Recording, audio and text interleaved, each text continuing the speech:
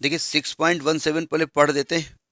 लिखा है कि a line charge lambda per unit length, मतलब linear charge density, charge per unit length is lodged uniformly into the rim of a wheel of mass capital M of radius R. एक rim दिया हुआ है बड़ा सा, उसका मास दिया हुआ है, उसका रेडियस दिया हुआ है, उसमें एक चार्ज दे दिया गया है। The wheel has a light non conducting spokes, मतलब उसमें तीलियां होती है ना, तो तीलियां है वो नॉन कंडक्टिंग है। Spokes and free to rotate without friction about its axis, वो फ्री टू रोटेट है। A uniform magnetic field extends over the circular region within the rim. आप डायग्राम को ध्यान से देखिए, उस रिम के बीच में पूरे में नहीं, थोड़े में मैग्नेटिक फील्ड है। ये डायग्राम बना हुआ है, अभी हम बता रहे हैं, ये थोड़े मैग्नेटिक फील्ड है, डायग्राम बना रहे हैं, ठीक है, मतलब पूरे में नहीं है, थोड़े मैग्नेटिक फील्ड है। Uniform magnetic field extended over a circular region within the rim, it is given B is equal to minus B not K, मतलब जो डायरेक्शन है वो निगेटिव जेड एक्सिस के अलॉन्ग है, आउट बाहर zero है, ठीक है।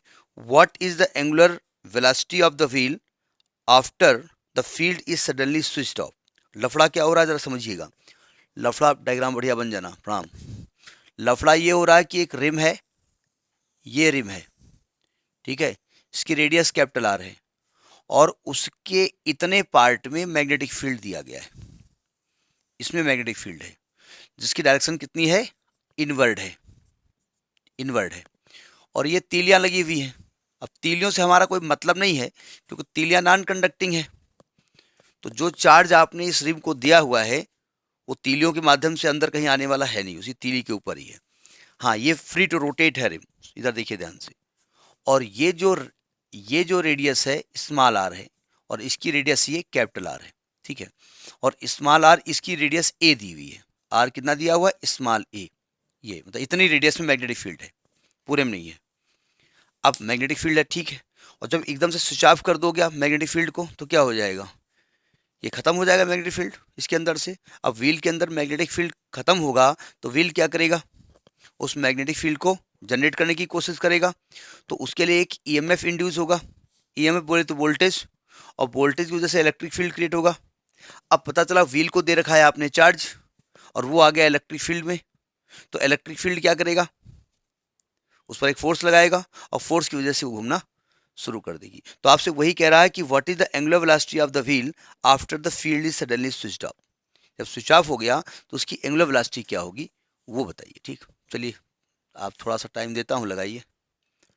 पहले तो आप ये कहानी लिखेंगे, हम लिख नहीं रहे हैं, कि इस व्हील में जब आप स्विच ऑफ करेंगे मैग्नेटिक फील्ड को ऑफ कर देंगे, तो इसमें एक, ये इनवर्ट डायरेक्शन में है ना, ये इनवर्ट डायरेक्शन में है ना, तो व्हील क्या करेगा, वो ऐसी कोशिश करेगा कि इनवर्ट डायरेक्शन के मैग्नेटिक फील्ड को बढ़ाने की कोशिश करेगा, इनवर्ट डायरेक्शन की, क्योंकि इनवर्ट वाला कम कर रहे हो ना।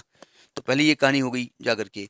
तो पहले निकाल लेते हैं इसने में फ्लक्स था कितना, initial flux in the disc, पूरे व्हील में तो है नहीं, initial magnetic flux in the disc, in the disc, phi one मान लेते हैं। फ्लक्स का फॉर्मूला क्या होगा, बी इंटू ए, तो बी तो आपका बी नॉट दिया है, वो जो डायरेक्शन है वो तो माइनस बी नॉट की, उनका डायरेक्शन देने का मतलब था, तो बी तो हो गया आपका बी नॉट। भाई मैग्नेटिक फील्ड की वैल्यू क्या दी है, बी नॉट, और उन्होंने के कैप करके माइनस लगा दिया है, तो वो जानते थे अब ऐसा हम करेंगे तो आप समझाओगे ये जेड एक्सिस होता है ऊपर की तरफ प्लस के, और ये निगेटिव के का मतलब निगेटिव जेड एक्सिस यानी इनवर्ड, वो इसलिए उन्होंने डायरेक्शन आपको दी है, ठीक है। तो हम डायरेक्शन से कोई हमारा मतलब है नहीं, और ए क्या लिखेंगे, जहां पर मैग्नेटिक फील्ड है इतने में है ना, इसका रेडियस ए है, इसका रेडियस कितना है, ए है, तो यानी हो जाएगा पाई ए स्क्वायर, ठीक है। और फाइनल फाइनल फ्लक्स कितना हो जाएगा, जीरो।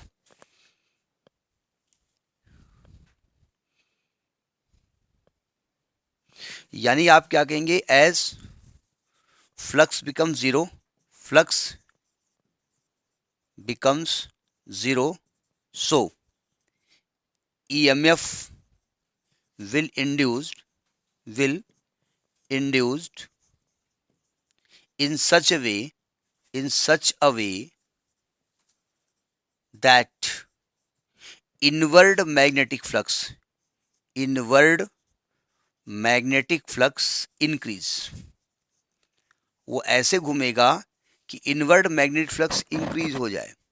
थोड़ा प्रैक्टिकली समझिएगा, इनवर्ड मैग्नेटिक फ्लक्स घूमेगा तो भाई चार्ज तो आपने बाहर दे रखा है, तो अल्टीमेटली तो चार्ज आसपास का भी दौड़ेगा ना।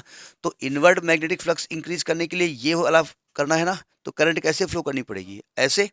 और करंट ऐसे करेगी तो पॉजिटिव चार्ज भी ऐसे घूमेगा, और जिधर पॉजिटिव चार्ज होता है उधर ही इलेक्ट्रिक फील्ड होता है, चलिए एक इलेक्ट्रिक फील्ड क्रिएट हो जाएगा। ठीक है, तो थोड़ी कहानी लिख लो। तो अब इसका मतलब क्या होता है कि ईएमएफ किधर होगा, मतलब जो इलेक्ट्रिक फील्ड होगा ईएमएफ होगा, इसकी वजह से इलेक्ट्रिक फील्ड होगा। ये इलेक्ट्रिक फील्ड किधर की ओर होगा, क्लॉकवाइज होगा ना, होगा कि नहीं होगा। घूमना इसी को है, लेकिन अब वो व्हील लगा है तो घूमेगा तो पूरा व्हील ना, भाई डिस्क थोड़े अकेले घूमेगी, जाकर के पूरा व्हील घूमेगा। तो थोड़ी कहानी लिख दी जाए, इसको रब कर दें, इसको जगह कम है ना, लिखा दीजिएगा। अब देखो हमारा दिमाग कहाँ से लगाना पड़ेगा, हमको निकालना है एंगुलर वेलोसिटी।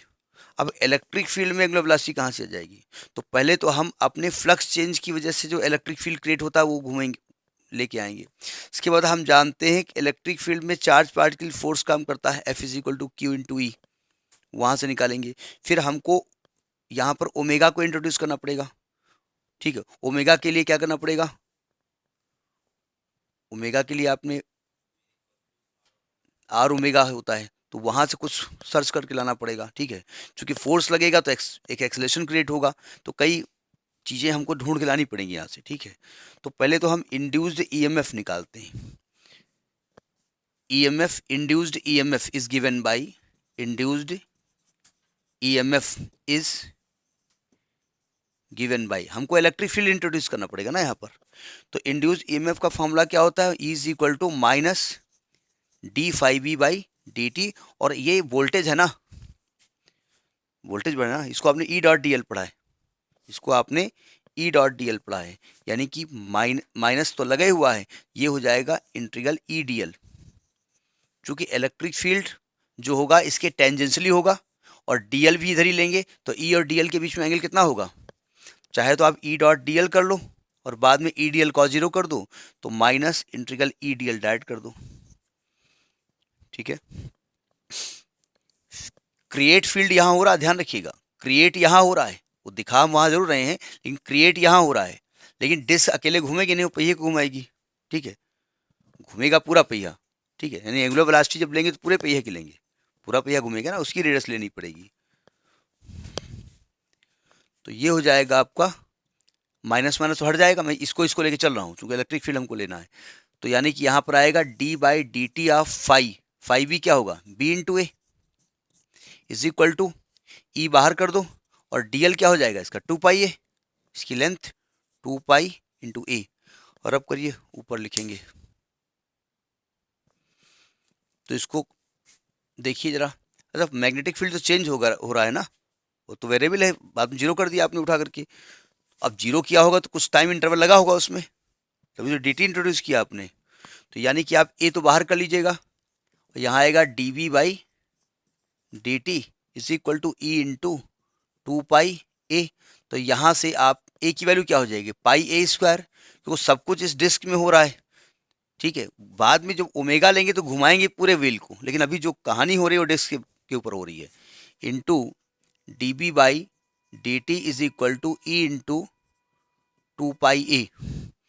तो एक ए से एक ए कट गया, पाई से पाई कट गया, तो ई की वैल्यू क्या निकलेगी, a by two d B by D t. पहुंचे इलेक्ट्रिक फील्ड तक।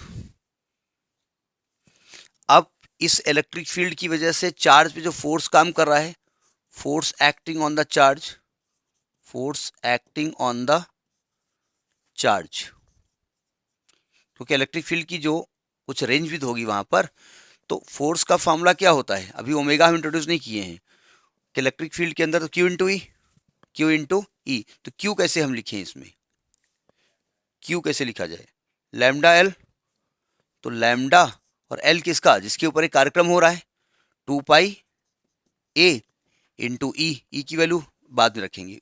तो नहीं कि एफ इज इक्वल टू हो गया आपका 2 पाई ए लैम्डा इंटू ई की वैल्यू रख दो उठा करके, तो आएगा 2 पाई ए लैम्डा और ई की वैल्यू क्या है a/2 इंटू dB/dt। तो ये ई की वैल्यू हो गई, 2 से एफ की वैल्यू हो गई, 2 से 2 कट गया। अभी ओमेगा इंट्रोड्यूस नहीं हुआ है, ये नोट कर लिया इसको, हैं? इसको रख दें ऊपर क्योंकि नीचे रब करेंगे ना। तो एफ इज इक्वल टू आ गया आपका पाई ए स्क्वायर लैम्डा इंटू dB/dt। इसको इक्वेशन नंबर फिलहाल 1 डाल दीजिए। अब ओमेगा को इंट्रोड्यूस करने के लिए क्या करेंगे, by Newton second law of motion, by Newton's second law of motion. अब ओमेगा आएगा, कहीं से ढूंढ के लाना पड़ेगा ना। एफ बराबर क्या होता है एम ए क्या होता है dV/dt, v दिया नहीं गया है तो m d/dt of are omega आया। घूम कौन रहा है, घूम रहा है पूरा व्हील, तो आर किसका लिया जाएगा, इस पूरे व्हील का। अब यहाँ आर इंट्रोड्यूस हुआ, आर ओमेगा, तो एम आर बाहर, ये हो गया D omega by D T. ये भी तो फोर्स है और ये भी फोर्स है, दोनों बात वही है, इसी से तो ये क्रिएट हुआ है। तो दोनों इक्वेशंस को इक्वेट कर दो, इक्वेटिंग इक्वेशन 1 एंड 2। ठीक है, इस डायग्राम को हम रब कर रहे हैं।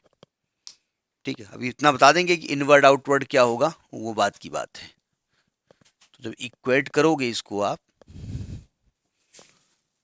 तो वैल्यू क्या हो जाएगी, इधर वैल्यू आएगी आपकी M R D omega by D T is equal to pi A square lambda D B by D T. तो डी टी कट जाएगा उठा करके, तो डी ओमेगा की जो वैल्यू आएगी वो आएगी pi A square lambda by M R into d B, दोनों तरफ इंटीग्रेट कर दो उठा करके, तो डी ओमेगा का टोटल ओमेगा हो जाएगा, यह आएगा पाई ए square lambda upon m r से मतलब नहीं है, डी बी का बी हो जाएगा। अब अगर वेक्टर फॉर्म में लिखोगे, ठीक है, तो बी को बी नॉट के माना गया है ना माइनस का, तो ओमेगा इज इक्वल टू हो जाएगा minus pi A square lambda by M R into B not into K cap. ये आपकी ओमेगा की वैल्यू आई है। अब लिखो, फिर हम डायरेक्शन की बात भी कर लेते हैं कि डायरेक्शन एक्चुअल में यही आ रही नहीं आ रही है, वो तो हमने रख दिया। ये इंडिकेट करता है कि ओमेगा भी उसी डायरेक्शन में होगा जिधर मैग्नेटिक फील्ड होगा। ये कहाँ से आया इसको समझिएगा, सावधान। देखो व्हील ऐसे घूम रहा है ना क्लॉकवाइज, आपने एंगुलर वेलोसिटी एंगुलर एक्सेलरेशन सब पढ़ा है ना, उसकी डायरेक्शन देने का तरीका क्या होता है भाई, एंगुलर चीज सेंटर पे होती है। कोई पहिया घूम रहा है, अगर आप सरकमफ्रेंस पे हो तो आपको लगेगा पहिया यहाँ से यहाँ चला गया, ये पहिए पे ये पॉइंट था, यहाँ से यहाँ चला गया, यानी ये तो लीनियर डिस्प्लेसमेंट हुआ। लेकिन पहिए के सेंटर में हो तो आप कहेंगे एक पॉइंट पहिए पे ये था और 30 डिग्री से घूम गया, तो ये एंगुलर हो गया। तो जो भी सेंटर पे आप ऑब्जर्व करोगे वह एंगुलर होगा।